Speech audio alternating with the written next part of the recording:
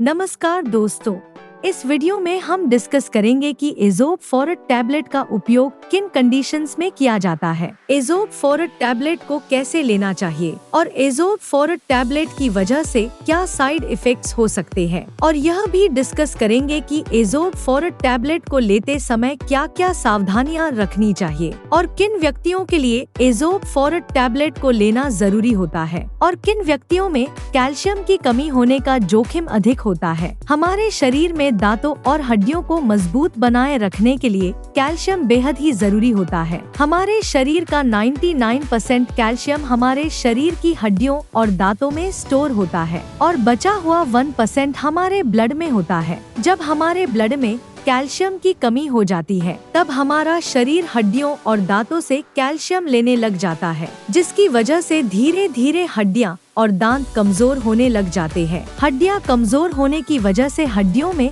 हल्की सी चोट या गिरने की वजह से भी फ्रैक्चर हो सकता है। कैल्शियम की कमी की वजह से दांतों की जड़ें कमजोर हो जाती है और दांत भंगुर होकर टूटने लगते हैं और छोटे बच्चों में कैल्शियम की कमी होने पर उनके दांतों को निकलने में देरी हो सकती है या लंबा समय लग सकता है। बच्चों में कैल्शियम की कमी लंबे समय तक रहने पर उनकी हाइट भी कम रह सकती है। कैल्शियम की कमी की वजह से बच्चों में रिकेट्स हो सकता है और 19 साल से अधिक उम्र के व्यक्तियों में ऑस्टियोमलेशिया और ओस्टियोपोरोसिस होने का रिस्क अधिक हो जाता है। ओस्टियोपोरोसिस एक हड्डियों का रोग है जिसमें हड्डियां बहुत ही कमजोर व अंदर से खोखली हो जाती है, जिसकी वजह से हड्डियों में हल्की सी चोट या गिरने की वजह से भी फ्रैक्चर हो सकता है। शरीर में कैल्शियम की कमी होने पर शरीर की हड्डियों और जोड़ों में दर्द रहने की समस्या भी हो सकती है। कैल्शियम के साथ विटामिन डी भी लेना जरूरी होता है। शरीर में विटामिन डी की कमी होने पर भी कैल्शियम की कमी हो सकती है, क्योंकि विटामिन डी शरीर में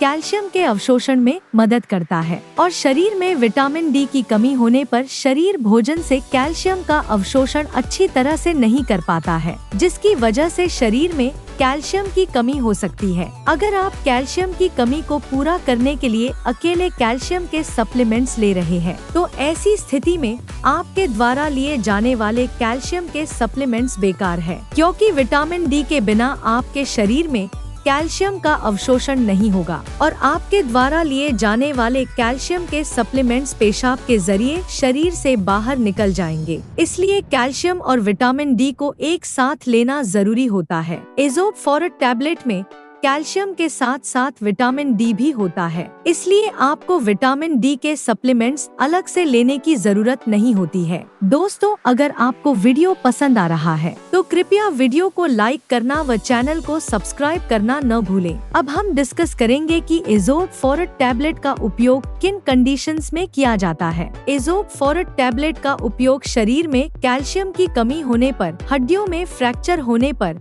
रूमेटॉइड अर्थराइटिस और ऑस्टियोआर्थराइटिस होने पर, शरीर के जोड़ों, हड्डियों व मांसपेशियों में दर्द होने पर, न्यूरोपैथिक दर्द होने पर यानी नसों का दर्द होने पर, डायबिटिक न्यूरोपैथी होने पर, गर्भवती महिलाओं और स्तनपान करा रही महिलाओं के लिए ऑस्टियोपोरोसिस होने पर, ऑस्टियोमलेशिया या रिकेट्स होने पर, शरीर में न्यूट्रिशन की कमी होने पर, शरीर में दांतों, जोड़ों और हड्डियों को स्वस्थ बनाए रखने के लिए, और जो व्यक्ति मिर्गी या दौरों की दवाइयां ले रहे हैं जैसे फेनोबार्बिटल फेनिटोइन, उन व्यक्तियों को भी डॉक्टर एज़ोप फॉरेट टैबलेट को लेने की सलाह दे सकता है। अब हम डिस्कस करेंगे कि किन व्यक्तियों में कैल्शियम की कमी होने का जोखिम अधिक होता है और किन व्यक्तियों को एज़ोप फॉरेट टैबलेट को लेने की जरूरत पड़ सकती है। जो व्यक्ति शुद्ध शाकाहारी डाइट लेते हैं और दूध, दही जैसे डेयरी प्रोडक्ट्स का सेवन बहुत कम मात्रा में करते हैं, ऐसे व्यक्तियों में कैल्शियम की कमी होने का जोखिम अधिक होता है। इसलिए ऐसे व्यक्तियों को एज़ोप फॉरेट टैबलेट को लेने की जरूरत पड़ सकती है। महिलाओं में मेनोपॉज के बाद एस्ट्रोजन हार्मोन का प्रोडक्शन कम हो जाता है, जिसकी वजह से महिलाओं में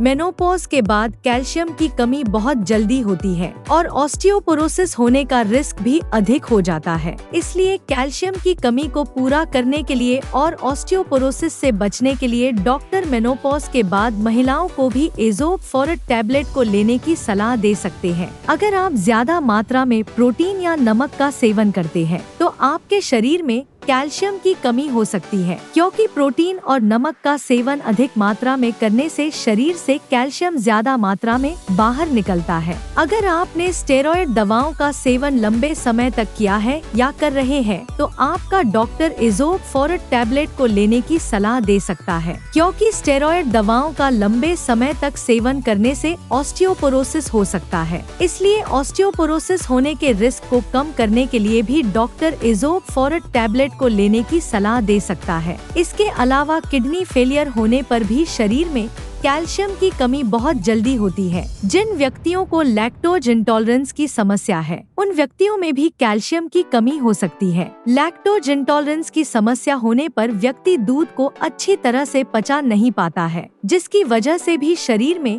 कैल्शियम की कमी हो सकती है। अगर किसी व्यक्ति को दूध को पीने के बाद पेट में दर्द, पेट में गैस, पेट में भारीपन, दस्त या स्टूल के अंदर फैट आती है, तो ये लक्षण लैक्टोज इंटॉलरेंस के हो सकते हैं। अब हम डिस्कस करेंगे कि इज़ोब फॉरेट टैबलेट को कैसे लेना रिकमेंडेड होता है। इज़ोब फॉरेट टैबलेट को खाना खाने के बाद लेना रिकमेंडेड होता है। इज़ोब फॉरेट टैबलेट को आप हल्के गर्म दूध या हल्के गर्म पानी के साथ ले सकते हैं। आमतौर पर 18 साल से अधिक उम्र के ज्यादातर व्यक्तियों को डॉक्टर इज़ोब फॉरेट टैबलेट को दिन में एक ही बार लेने की सलाह देते हैं। इज़ोब फॉरेट टैबलेट की डोज उम्र, शरीर के वजन और बीमारी की गंभीरता के आधार पर कुछ व्यक्तियों में इससे अलग भी हो सकती है। इसलिए आपको इज़ोब फॉरेट टैबलेट को आपके डॉक्टर द्वारा बताई गई डोज में ही लेना चाहिए। इज़ोब फॉरेट टैबलेट को कितने समय तक लेना चाहिए, यह उम्र और बीमारी की गंभीरता के आधार पर सभी व्यक्तियों में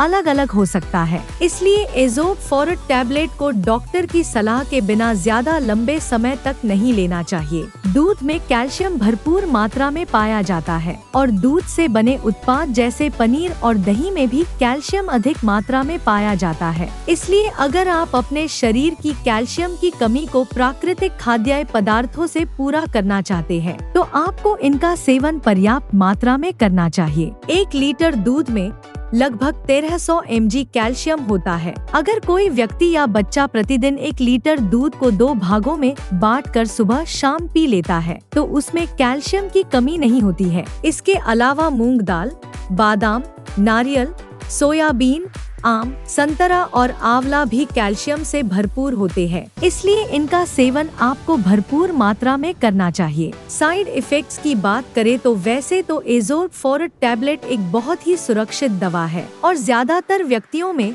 इज़ोब फॉरेट टैबलेट की वजह से कोई साइड इफेक्ट्स नहीं होते हैं। लेकिन अगर आप इज़ोब फॉरेट टैबलेट को रिकमेंडेड डोज से ज्यादा डोज में लेते हैं, तो इसकी वजह से ब्लड में कैल्शियम का लेवल ज्यादा हो सकता है, जिसको हाइपरकैल्सीमिया भी कहते हैं। शरीर में कैल्शियम का स्तर ज्यादा होना भी नुकसानदायक होता है। कुछ रिसर्च में यह पाया गया है कि ब्लड में कैल्शियम का लेवल ज्यादा होने से दिल से संबंधित रोग होने का रिस्क अधिक हो जाता है। किडनी में पथरी होने का रिस्क भी अधिक हो जाता है। इसलिए डॉक्टर की सलाह के बिना इज़ोब फॉरेट टैबलेट को ज्यादा डोज में या ज्यादा लंबे समय तक लेने से बचना चाहिए। अब हम डिस्कस करेंगे कि इज़ोब फॉरेट टैबलेट को लेते समय क्या क्या सावधानियां रखनी चाहिए। थायराइड की टैबलेट और इज़ोब फॉरेट टैबलेट को एक साथ नहीं लेना चाहिए, क्योंकि थायराइड की टैबलेट और इज़ोब फॉरेट टैबलेट को एक साथ लेने से थायराइड की टैबलेट का अवशोषण कम हो सकता है, जिसकी वजह से थायराइड की टैबलेट की प्रभावशीलता कम हो सकती है। अगर आप थायराइड की टैबलेट को लेते हैं, तो आपको थायराइड की टैबलेट और इज़ोब फॉरेट टैबलेट में 8 से लेकर 10 घंटे का गैप रखना चाहिए।